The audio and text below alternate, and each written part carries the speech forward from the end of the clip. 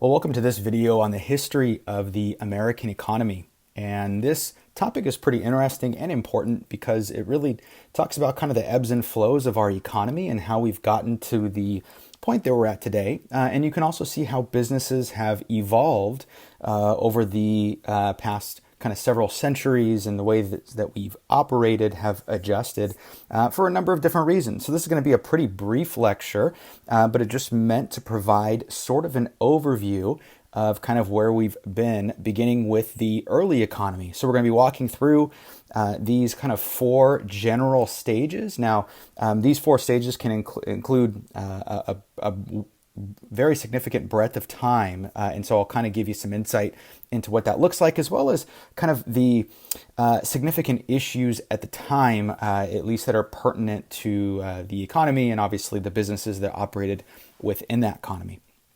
So we're going to start by talking about the early economy. Now, the early economy itself is characterized generally from around the 16th to the 18th century, if you were to put kind of a broad time frame on it.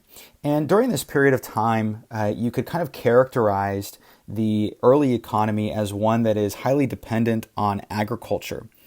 So if you think about this point in time, the United States is largely uncolonized, and really people produced for themselves. And so there was a big focus on self-sufficiency. And this is very much different than how our current economy is structured, where things are systematized and we have kind of a specialization of tasks and roles, and different businesses produce certain goods. At this point in time, because it's largely an agrarian society, very rural, of course, your production was meant to kind of fulfill or sustain your own family, if you will. So you produced your own clothing, you grew your own food, and all those types of things. And so the focus here, at least in the United States or America at the time, wasn't necessarily to produce and then sell, was produce for your own consumption.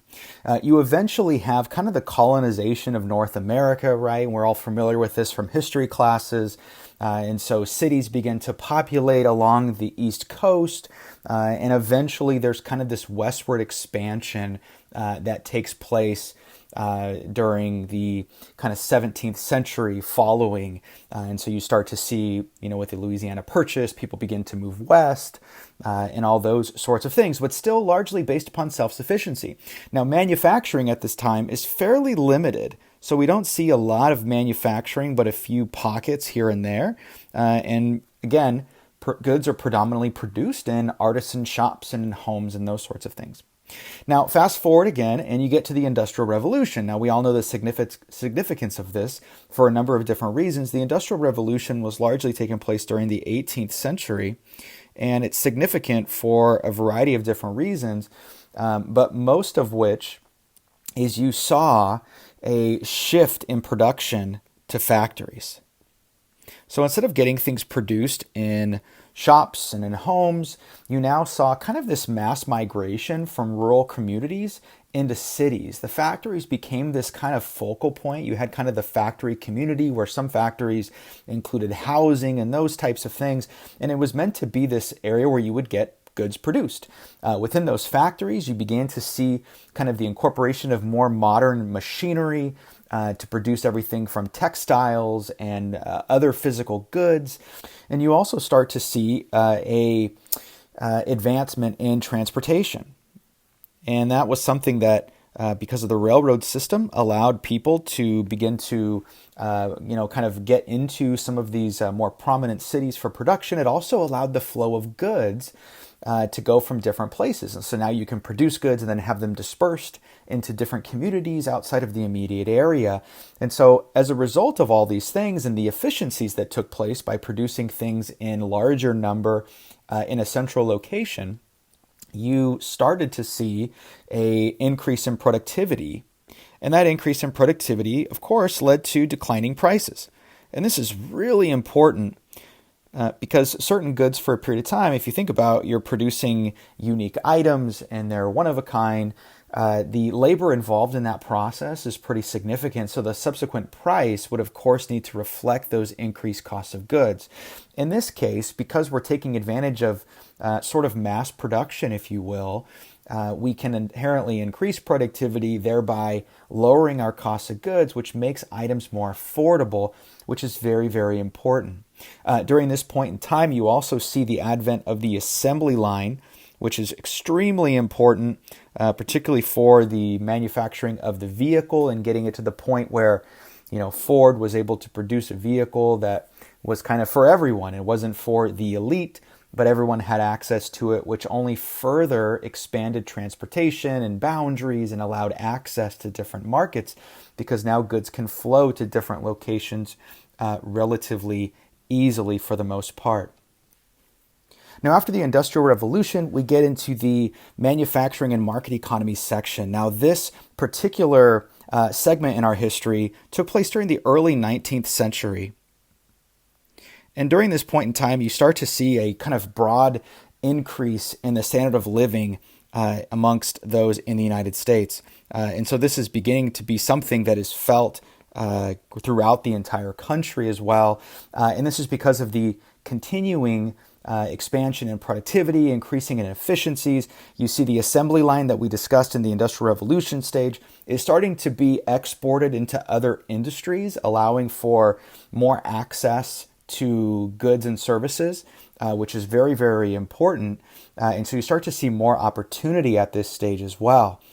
Another significant thing during this point in time occurs during the post-World War II phase, and that's where you have soldiers that are coming back home, and obviously there's this kind of peacetime, and people are looking to settle down and start families, and so you have a very significant increase in the population. You have a time of peace, and you have people that are starting to do kind of better than their parents did, and as a result of that, the market, the needs of businesses, they begin to realize that, hey, we have to actually cater to consumers.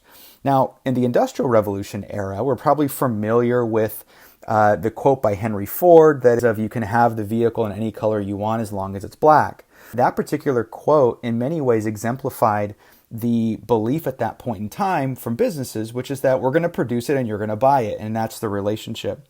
So for the first time, because of the increase in the baby boomers, and you have just more societal demand, you begin to see businesses begin to cater to consumers. And this is why we, in some ways, characterize this section with marketing economies, because now you have the introduction of market research. You have businesses that are paying a lot more attention to consumers and the things that they like and they don't like, and looking at demographics and really looking for opportunities to differentiate oneself, because there's a lot more businesses in their work. Consumers have choices, much like they do today. And so it's becoming increasingly difficult to stand out at this point in time. And so you start to see this resurgence, or just really adoption rather, of modern marketing efforts as a way to attract consumers to a product. You eventually move on to kind of the service and new digital economies phase, which is kind of the phase that we're in now. And that started roughly in the 1960s and continues up into our present time. And this section really is a couple of notable characteristics here is people become more time pressed. And I'm sure a lot of us that resonates with. People have more access to technology, but at the same time continue to say, I don't have enough time to do things. And so as a result of that, you start to see an increase in service-based businesses. Because people don't have a lot of time for a variety of reasons, there's more people in the workforce, more women are entering the workforce during this point in time, you start to see service-based businesses pop up as a way to kind of remedy that issue, meaning that if I can't do it myself, I can pay someone to do it for me. So if I don't want to mow my lawn, I can pay someone. If I don't want to get the oil changed in my car, I can pay someone to do that, and all those other sorts of things. If both parents are working, we can pay for childcare services. And so you begin to see an increase in service-based businesses in order to kind of capitalize on the need for kind of other alternatives given how busy people are. You also start to see advancements in technology, which is something that a lot of us have seen firsthand At this period of time, you see the introduction of the microchip and the microprocessor, which is important for certain computing tasks. You eventually see the modern smartphone kind of become more ubiquitous, which is important because with everybody having a smartphone, we now have access to the internet, which means we all have access to e-commerce and purchasing things via the internet and digital currencies, and we all have access to social media. And so those things become very, very important and have changed the way that we consume a lot of things, right? It's changed the way that we shop. It's changed the way that we interact with media. It's changed the types of media that we frequent. It's changed the way that we consume content. And that has produced a number of different opportunities for businesses, while also, as we've seen, created some potential for businesses to fall out of favor because they're not catering to consumers. So I'm sure just looking back here, you can kind of see a little bit of the adjustments in the economy going from more of an agrarian type society that's dependent upon producing goods for themselves, for self-sufficiency and those types of things. And then gradually, as you see, as people become more time pressed, as technology becomes readily available, we begin to look for solutions, and you see businesses begin to adapt in order to sort of kind of carve out a small niche in the market as well. So hopefully that's a good overview of the American history, or at least the American economy. Hope you enjoyed.